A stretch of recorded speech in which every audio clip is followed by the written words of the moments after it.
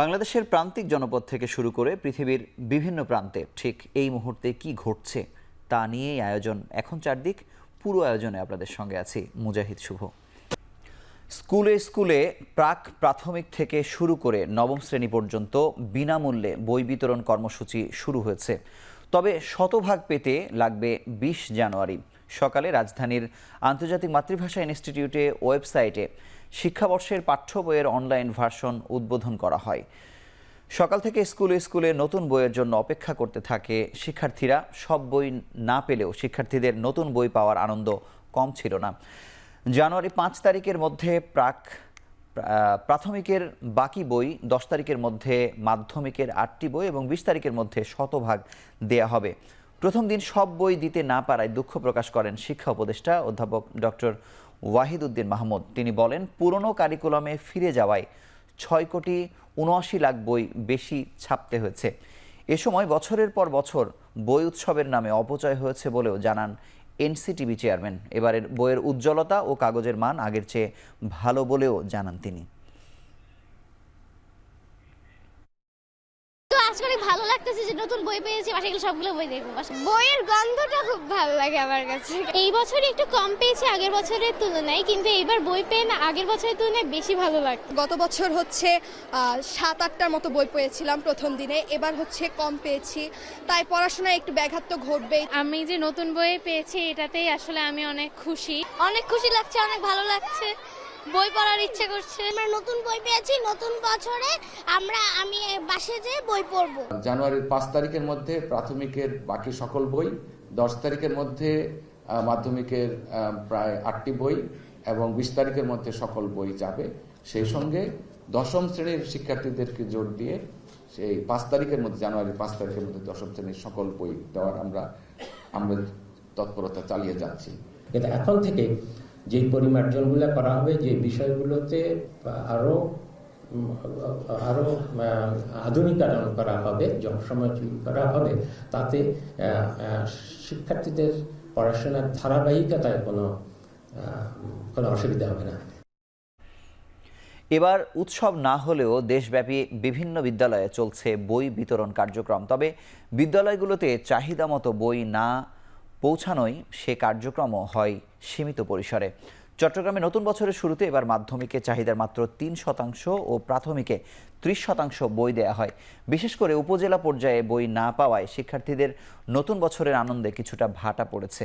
ময়মনসিংহে প্রাথমিকের প্রথম, দ্বিতীয় ও তৃতীয় শ্রেণীর সব বই দেয়া হলেও দশম শ্রেণীর শিক্ষার্থীরা পায় মাত্র ৩টি বই। আর প্রাক প্রাথমিক সহ অন্যান্য শ্রেণীর বই ২০ জানুয়ারির মধ্যে পৌঁছে যাবে বলে জানান জেলা প্রশাসক। বরিশালে তেমন কোনো আনুষ্ঠানিকতা ছাড়াই শুরু হয় নতুন বই বিতরণ কার্যক্রম। সকাল ১১টার দিকে নগরীর কাউনিয়া শহীদ আরজুমনি মাধ্যমিক বিদ্যালয়ে শিক্ষার্থীদের ষষ্ঠ শ্রেণীর শিক্ষার্থীদের হাতে তুলে দেয়া হয় বাংলা, ইংরেজি ও গণিত বই। বছরের প্রথম দিনে ক্ষুধে শিক্ষার্থীদের পদচারণায় মুখর হয়ে ওঠে নোয়াখালী ও কিশোরগঞ্জের বিদ্যালয়গুলো। চাহিদার অর্ধেক বই পেলেও এবার বইয়ের মান ভালো হওয়ায় সন্তোষ প্রকাশ করেছেন শিক্ষার্থী ও অভিভাবকরা।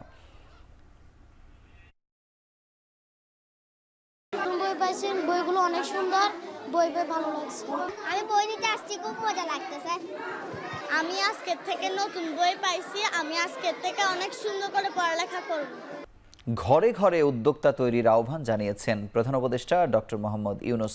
তিনি বলেন, শুধু তরুণ তরুণীরাই নয়, বয়স্কদেরও কাজে লাগিয়ে অর্থনীতিকে এগিয়ে নিতে হবে।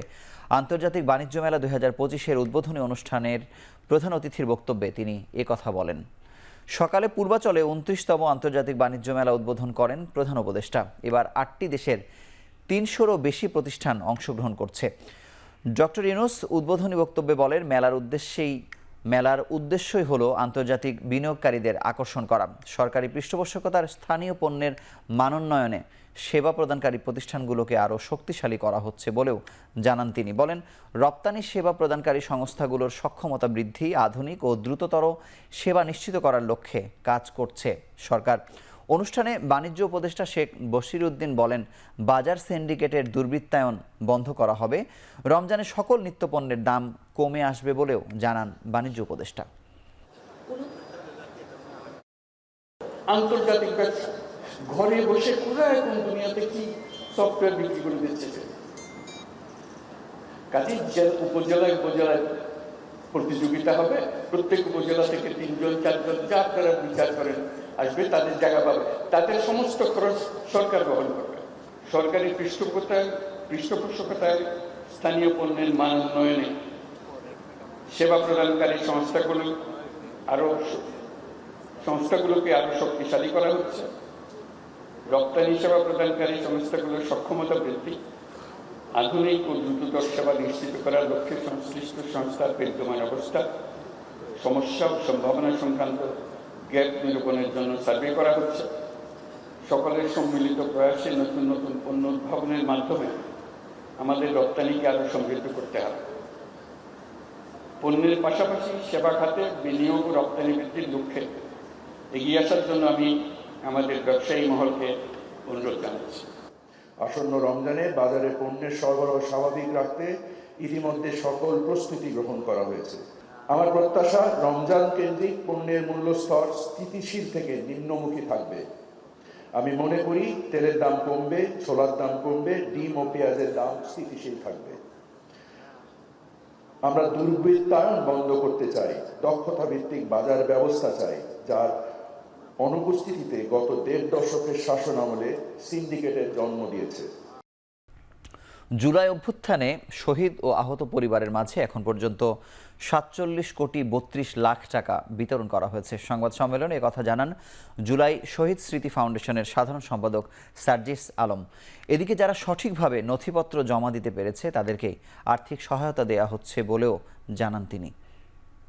হসপিটালে ভর্তি হয়েছে, আর এখন কেউ একজন মনে করেন কোনো কারণে একটা হাত কাটা গিয়েছে, 3 দিনে উনি ওটা সেলাই টেলাই কিচ্ছু লাগেনি, সুস্থ হয়ে গিয়েছেন।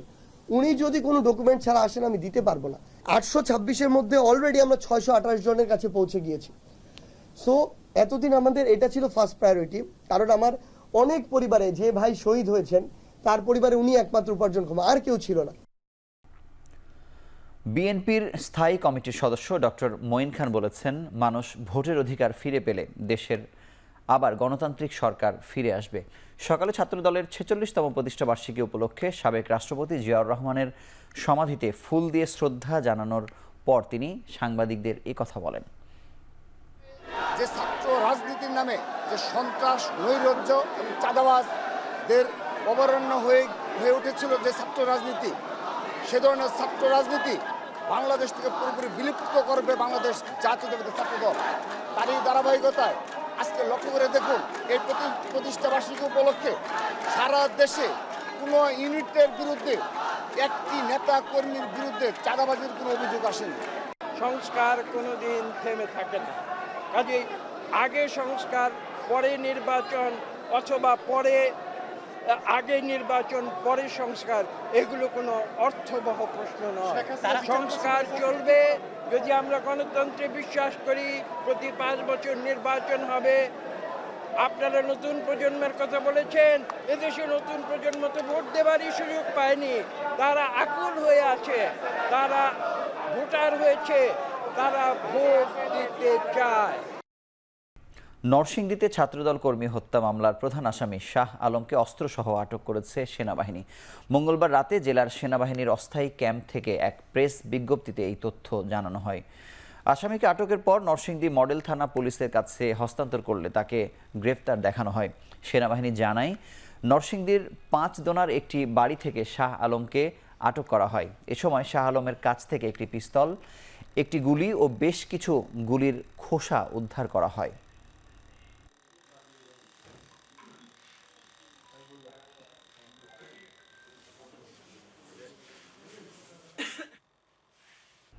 এক সপ্তাহ বন্ধ থাকার পর চট্টগ্রামে চালু হলো এস আলমের 9টি কারখানা। মঙ্গলবার রাতে এক বিজ্ঞপ্তিতে কারখানা চালুর কথা জানায় কর্তৃপক্ষ।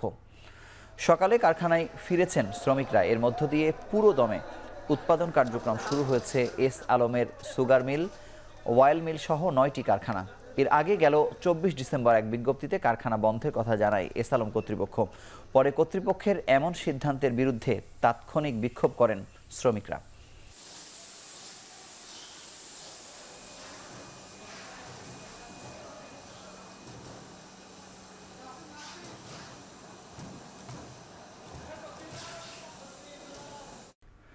খ্রিস্টীয় নববর্ষের প্রথম দিনে বর্ণাঢ্য র্যালি ও তারুণ্যের উৎসব হয়েছে। সকালে কুমিল্লা স্টেশন ক্লাবে মাসব্যাপী বাণিজ্য ও তারুণ্যের মেলার উদ্বোধন করেন কুমিল্লা জেলা প্রশাসক।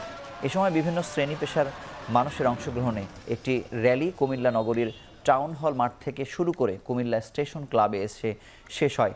মেলায় অংশগ্রহণকারী 120টিরও বেশি স্টলে স্থান পেয়েছে কুমিল্লার ইতিহাস ও ঐতিহ্যের নানা পণ্য।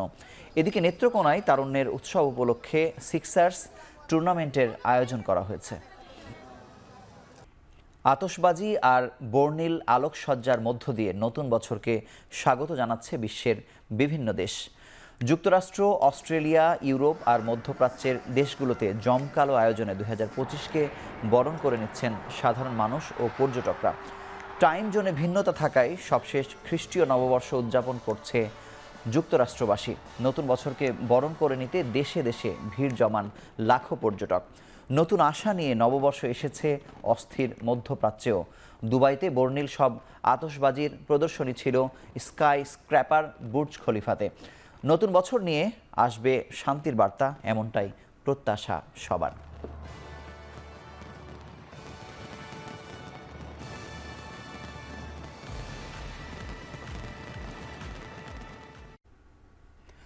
শেষ করছি এখন চারদিক।